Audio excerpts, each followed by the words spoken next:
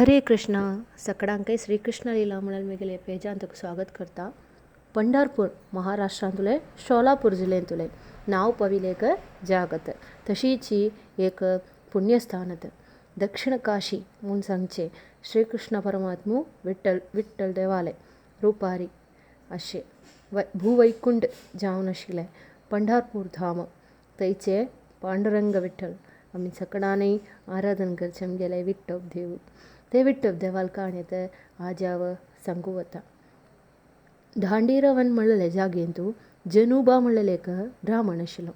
परम विष्णू भक्त जावन आशिल्ले ते सात्विक ब्राह्मण आनी बायल सत्यवती भारी चंदायन देवाल पूजन सेवन नाम संकीर्तन करून जीवन करता आशिल्ल्यांची. जाल्यार व्हडलें एक दुख्ख तांगेले मनांत आशिल्लें. कशें म्हळ्यार आमगेले काल नंतर हे पूजा विधान सगळें कोण करतलो देवा हे देवाले सेवे आमी एक दिवस थंय सोणाशी कोरून येयले ते हे सेवे आमगेले काल नंतर कोण करतलो देवा म्हणलें एक बेजारू तांगेले मनां आशिल्लें. तशी वार्धक्यारी तांकां एक चेडूं जाता. ते चेडूत ते पोतत पुंडलीक भारी चंदू बुद्वंत जावनत अन्नम्माले मोगाच जावनत ओड जेवचे गुरुकुला पेटवचे वेळ म्हणटाना जनुबा मस्त दूर आशिल्लें एक नांव पविलें गुरू लग्गी जनुबा पुत्ताक वण सोडता. गुरुकुलांतूय भारी बुद्वंतू जावन आसता आमगेले पुंडलीक. गुरून एक पंथ सांगतनाची पुंडलीक ते मना व्हरून शिकता. जाल्यार सुत्त आशिल्ले चेडवांक गुरून सांगिल्लें मना व्हर जाल्यार गुरून 4-5 पंथां सांगूंक जाता आशिल्लें. गुरून सांगून दिवंक जाता आशिल्लें. तशीच गुरुले मोगा शिश्य जावन गुरुकुला विद्याभ्यासय पूर्ती करून पुंडलीक यौवनयुक्त जावन आशिल्लें विद्या संपन्न जावन आशिल्लें ज्ञानस्वरूप जावन घराक वापस बाट सरता. गुरुकुलांनी घर मस्त दूर जाता 4-5 दिवस चमकू वस. तशीच एकलो चमकता वतना पुंडलीक लेखता कोणें उट्ट आशिल्लें जाल्यार उलयता करता वचचें आशिल्लें म्हूण लेखतना की एक 3 जाण पळयता पुंडलीक ओग्गी वचून तांगेलो निमगिता तुमी खंयक वताची म्हणून एका जागेर वचूं काम करतना खुशी जाता उठू वच जेवण मेळ्ळें नवें म्हणून. तशी ते 3 जाणांगेर उठोवची पुंडलीकूय वता.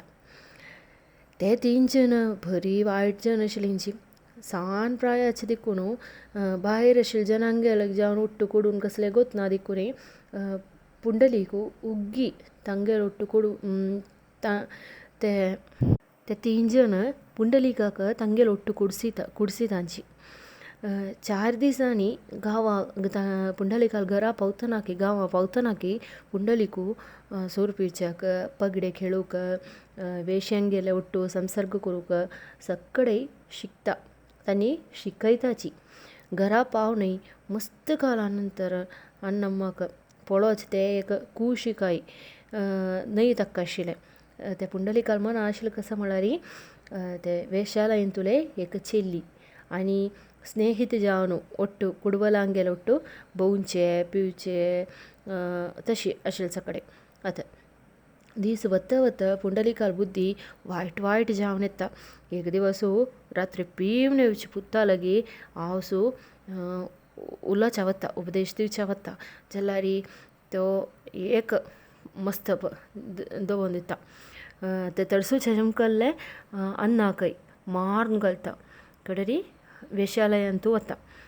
केदनाय वच्चे ते चेली लागीं वचून सांगता म्हाका घरा वचूंक म्हणून दिसना हे सुंदरी म्हाका केदनाय तुगेर ओट्ट बसूंक म्हूण दिसता.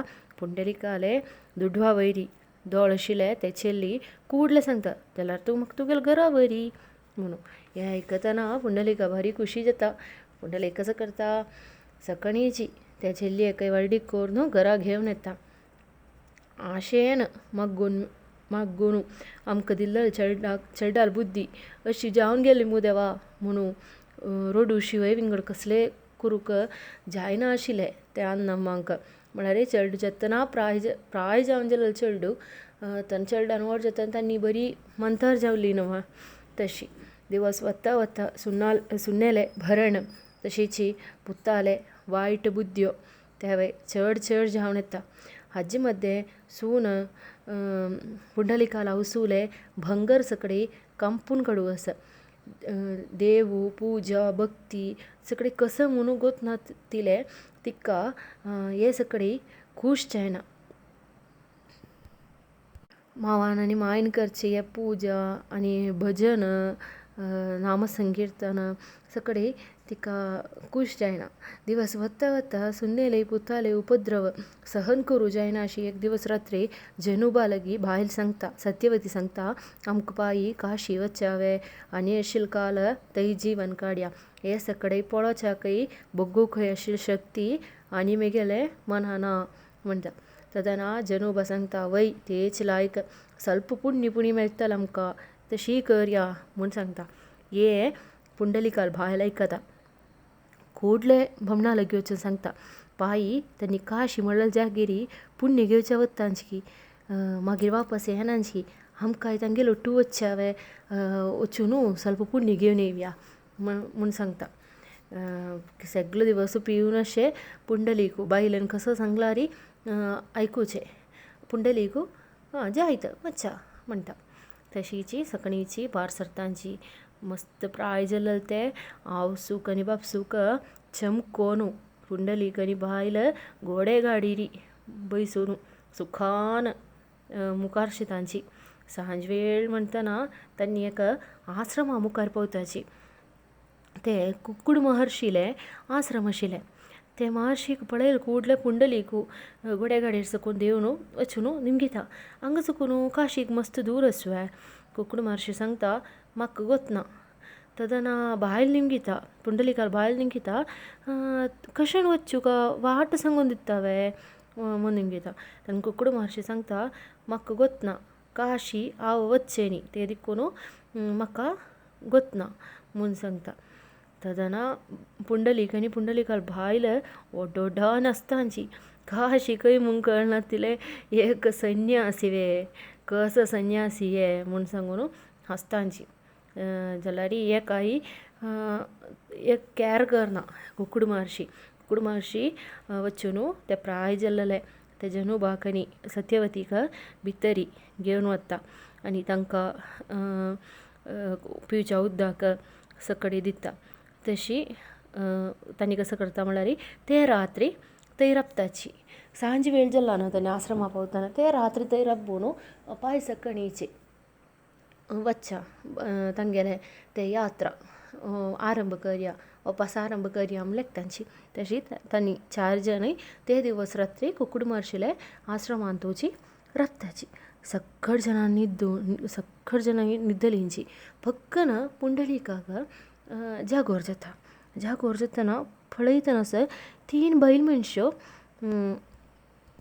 कुरूप मलीन जावन आशिल्ले बैल मनशे आश्रमा भितरीक येताची एकली आंगण पूट करता झाड पूट करता आनी एकली आश्रम कोयर काण पुसून पूट करता तशीच एकली पुजेक आशिल्ले महर्शीक पुजेक आशिल्ले तयारीक सगळं करता मागीर 3 जण कडसून कुडवून फूल गंतिताची फुलां अलंकार करताची आश्रम अशी एकांक काम करताची सक्कड जावन वचून कुक्कुड महर्शीले पादपूजा करतांची ते करतनाकय ते 3 कुरूप जावन आशिल्ले बैल मनश्यो भारी चंद अप्सरसाची जाताची हे पळयतना पुंडलिकाक आश्चर्य जाता कोडले पुंडलीक उठून तांगे लागीं वता आनी निमगिता तुमी कोण येतना हांव तुमकां पळयतास मलीन कुरूप जावन आशिल्ले तुमी आतां कशी इतली चंद जालींची म्हूण निमगिता तदना तांणी सांगतांची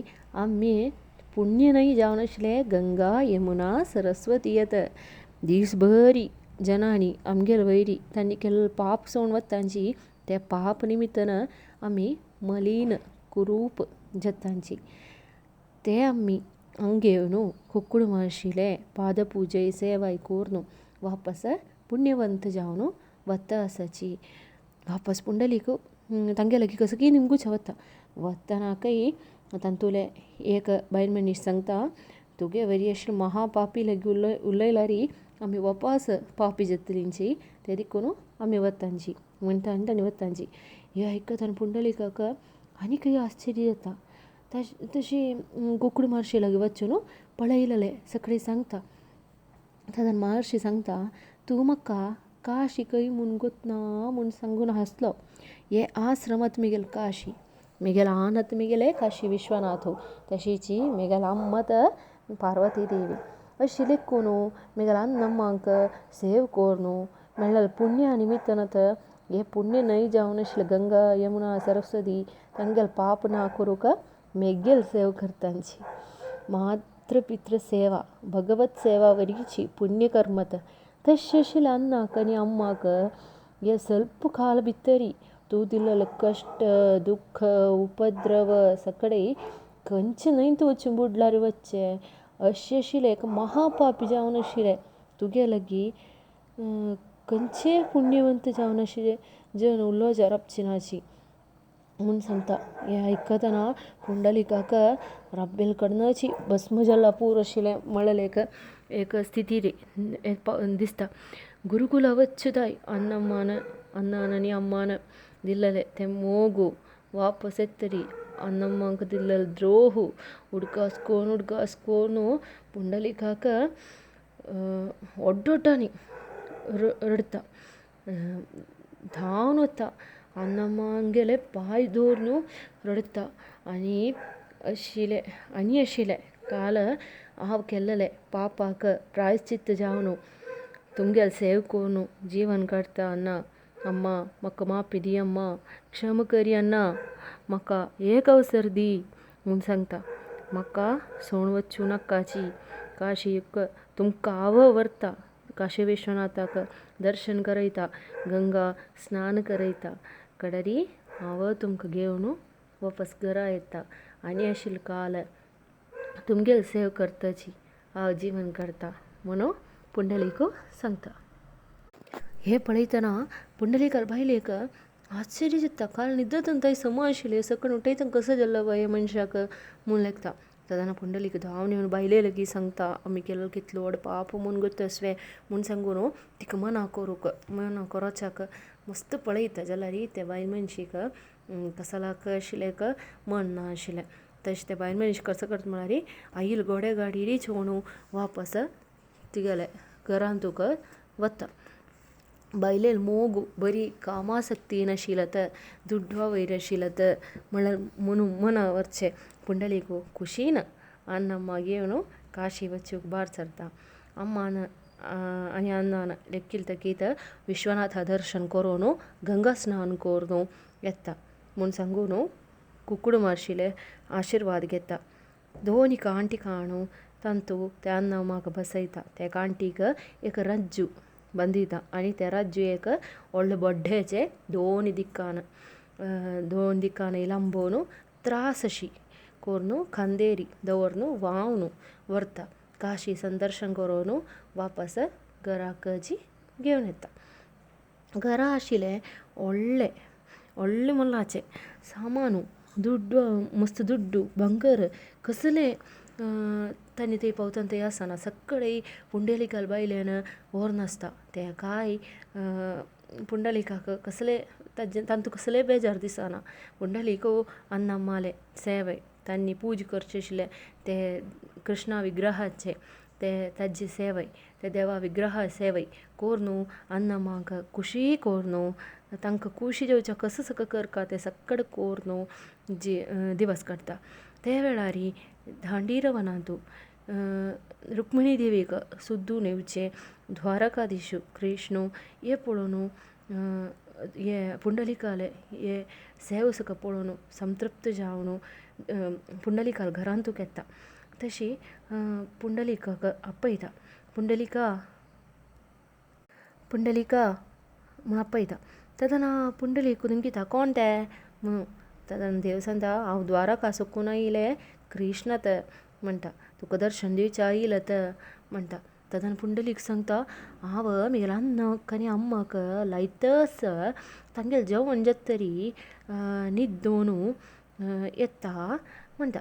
तेन्ना देव सांगता, जायतना पुंडलिका हांव रक्कोन रपता म्हूण सांगतनी थंय आशिल्लें एक रुक्का पंद आशिल्लें रुक्का मुळा आशिल्लें व्हडलें एक मातये हेट्टे वयर चोवून कुर्ता हातय दिवन वात्सल्य भावारी रक्कोन रपता अन्नाक आनी अम्माक पांय चिडून वार घालून सकयल कोरून न्हिदून पुंडलीक धांवन भायर येता आनी देवाक साश्टांग प्रणाम करता देवाक रक्कोन रब्बो जाल्ली मू म्हाका म्हूण सांगतना की देव सांगता तुवें तुगेल्या अन्नाक आनी अम्माक केल्ले सेवे पळोवन संतृप्त जावनात तुका दर्शन दिवच्याक हांव हांगा येयलो तें म्हाका पळोवच्याक तुवें तुगेलें त्या अन्न अम्माक करची सेवा रब्बोन आयिल्ली जाल्यार म्हाका तें म्हगेलें हें संदर्शन व्यर्थ जाता आशिल्लें जाल्यार तुवें करता जाल्लें केल्लें हांव आतां संतप्त जाता तें देखून तुका कसो अनुग्रह जावका तूं म्हगेला निमगी म्हूण सांगता तेन्ना पुंडलीक सांगता हांव म्हगे खातीर कसो निमगिला तें हांव आशिल्ले काळांत आसतलें तें देखून तुमी म्हाका दिल्लें हें दर्शन सौभाग्य भुमी आशिल्ले काळ मानवरा शिंतुले सर्व भक्तांक दिल्लें जाल्यार म्हूण हांव आश करता देवा म्हणटा तेन्ना देव तथास्तु म्हणटा देवाले एक अवतार कसले एक उद्देश पुर्तीकरण करूंक एक कर्म पुर्तीकरण करूंक खातीर अवतार घेवचे तशीच ते कर्म जाल्ले नंतर वापस स्वर्गारोहण करताची जाल्यार विठ्ठोप देव 5000 वर्स फुडें एक भक्ताक दिल्लें अनुग्रह वैरी आजची हे भूमी आशिल्ले काळ भुमींत मानव राशी आशिल्ले काळ भक्तांनी आशिल्ले काळ आतां पंढरापुरांत आस पंढरापूर धाम की जय.